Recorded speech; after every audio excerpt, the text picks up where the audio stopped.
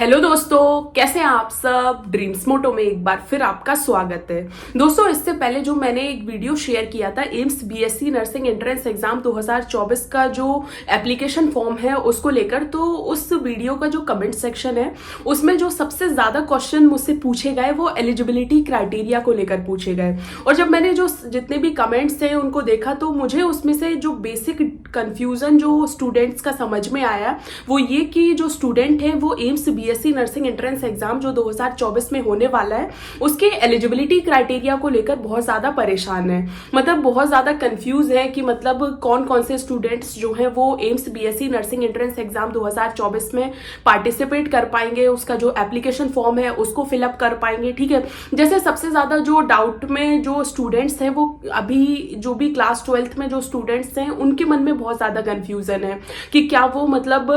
क्योंकि उनका रिजल्ट जो है वो मार्च में डिक्लेयर होगा और अगर एप्लीकेशन फॉर्म जो है वो फेब में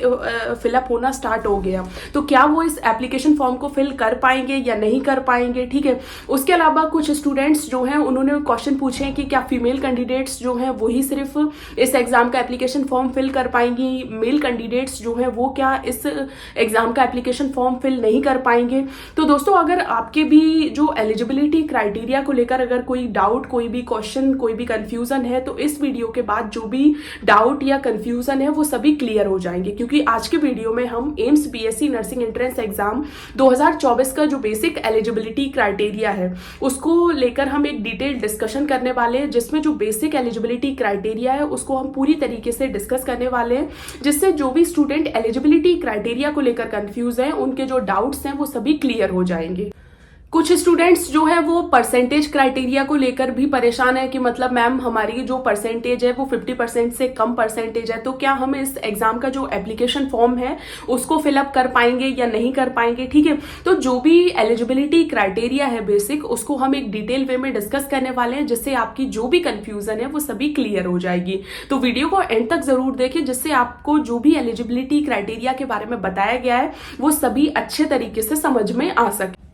जो बेसिक एलिजिबिलिटी क्राइटेरिया है या फिर अगर आप AIIMS BSc nursing entrance exam 2024 का जो एप्लीकेशन फॉर्म फिल करने वाले हैं तो जो स्टूडेंट है उसको जो बेसिक एलिजिबिलिटी क्राइटेरिया जो फुलफिल करना है वो कुछ इस प्रकार है। ठीक है, सबसे पहले आप में से जो भी स्टूडेंट जो भी इस एग्जाम का जो एप्लीकेशन फॉर्म है यानी AIIMS BSc nursing entrance exam जो बीएससी ऑनर्स के लिए जो भी मतलब एग्जाम कंडक्ट करवाया जाएगा 2024 में, उसका अगर आप एप्लीकेशन फॉर्म को फिल करने वाले हैं तो सबसे पहले जो बेसिक एलिजिबिलिटी क्राइटेरिया है कि आप इंडियन सिटीजन होने चाहिए। ठीक है, सेकंड हम डिस्कस करेंगे कि जो बहुत ज्यादा कंफ्यूजन का क्वेश्चन है, जो सबसे ज्यादा मेल कैंडिडेट्स जो है वो सबसे ज्यादा इस क्वेश्चन को लेकर डाउट में रहते हैं कि मैम जो AIIMS BSc nursing entrance exam 2024 का जो एप्लीकेशन फॉर्म है या फिर एम्स का जो एग्जाम कंडक्ट करवाया जाता है क्या उसमें जो मेल कैंडिडेट है वो पार्टिसिपेट कर सकते हैं। तो मेल कैंडिडेट जो है वो बीएससी नर्सिंग के लिए पार्टिसिपेट नहीं कर सकते।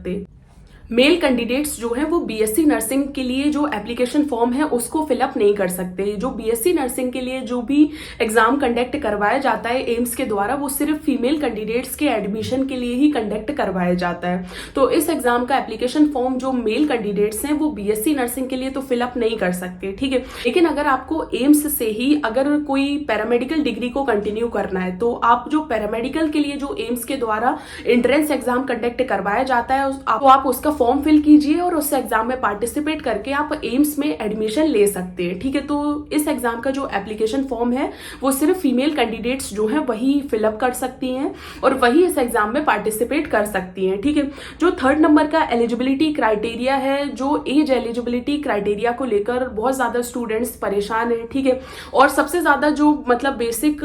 जो स्टूडेंट्स के माइंड में कंफ्यूजन रहती है वो इस बात को लेकर कंफ्यूजन रहती है कि मैम जो ये एग्जाम का जो एज एलिजिबिलिटी क्राइटेरिया है वो क्या है। ठीक है, मतलब 17 साल जो कंप्लीट होनी चाहिए, जो मिनिमम बेसिक एलिजिबिलिटी क्राइटेरिया है वो मतलब दिसंबर 31 तक होनी चाहिए या फिर 31 जनवरी तक होनी चाहिए। ठीक है, तो सबसे पहले तो मैं आपको ये बता दूं कि जो AIIMS BSc nursing entrance exam जो 2024 में कंडक्ट करवाया जाएगा उसके लिए जो बेसिक एज एलिजिबिलिटी क्राइटेरिया है वो ये है कि आप में से जो भी स्टूडेंट इस एग्जाम का एप्लीकेशन फॉर्म को फिल करने वाले हैं उनकी जो मिनिमम एज है, जब भी आप इस एग्जाम का एप्लीकेशन फॉर्म को फिल करें तो आपकी मिनिमम एज 17 साल जो है वो कंप्लीट होनी चाहिए, ठीक है। यानी जो minimum basic as eligibility criteria है वो आपको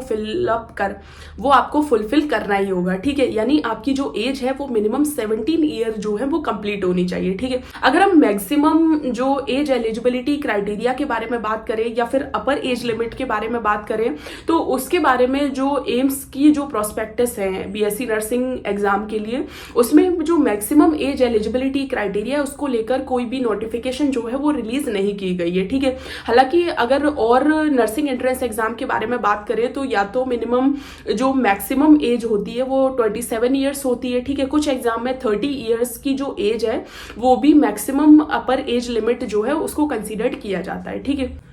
अब हम तीसरे नंबर पर डिस्कस करेंगे एजुकेशन एलिजिबिलिटी क्राइटेरिया के बारे में। मतलब आप में से जो भी स्टूडेंट जिनकी क्लास 12th कंप्लीट हो चुकी है और फिजिक्स, केमिस्ट्री, बायोलॉजी और इंग्लिश सब्जेक्ट के साथ, तो वही इस एग्जाम का एप्लीकेशन फॉर्म जो है वो फिलअप कर सकते हैं। अब इसको लेकर स्टूडेंट्स के माइंड में एक क्वेश्चन आता है कि मैम जैसे हमारा मेन में मैथमेटिक्स सब्जेक्ट है, जैसे अभी कल ही किसी ने क्वेश्चन पूछा था कि मैम मतलब हमारे जो मेन सब्जेक्ट है उसमें मैथमेटिक्स है लेकिन एक्स्ट्रा सब्जेक्ट में बायोलॉजी है, तो क्या हम इस एग्जाम के एप्लीकेशन फॉर्म को फिल कर सकते हैं? बिल्कुल, आप इस एग्जाम के एप्लीकेशन फॉर्म जो है उसको फिलअप कर सकते हो, ठीक है। आपके जो बेसिक आपने क्लास 12th कंप्लीट की है उसमें फिजिक्स, केमिस्ट्री, बायोलॉजी और इंग्लिश सब्जेक्ट जो है वो होने चाहिए, तो आप इस एग्जाम का एप्लीकेशन फॉर्म जो है उसको फिलअप कर सकते हो और इस एग्जाम में पार्टिसिपेट कर सकते हो, ठीक है। अब हम 4th नंबर पर डिस्कस करेंगे परसेंटेज एलिजिबिलिटी क्राइटेरिया के बारे में। बहुत से स्टूडेंट इस बात को लेकर कंफ्यूजन में है कि मैम हमारी जो परसेंटेज है वो इतनी है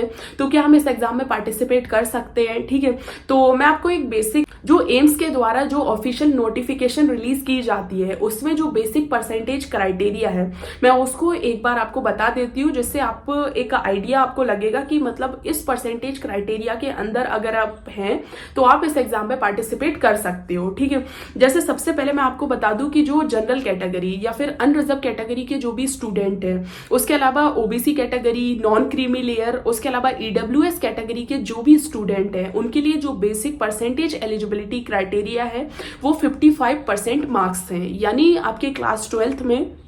55% मार्क्स होने चाहिए, तभी आप इस एग्जाम का जो एप्लीकेशन फॉर्म है वो आप फिलअप कर सकते हो, ठीक है। तो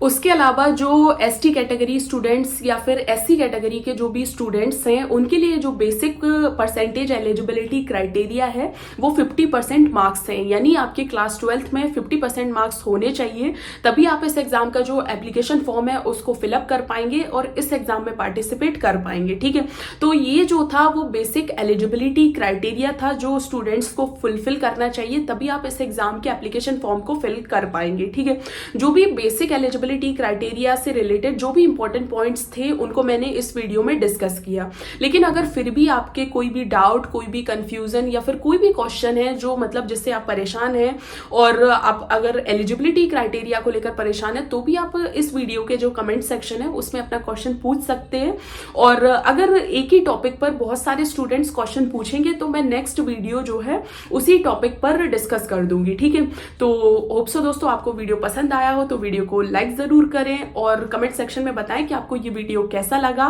thank you so much for watching.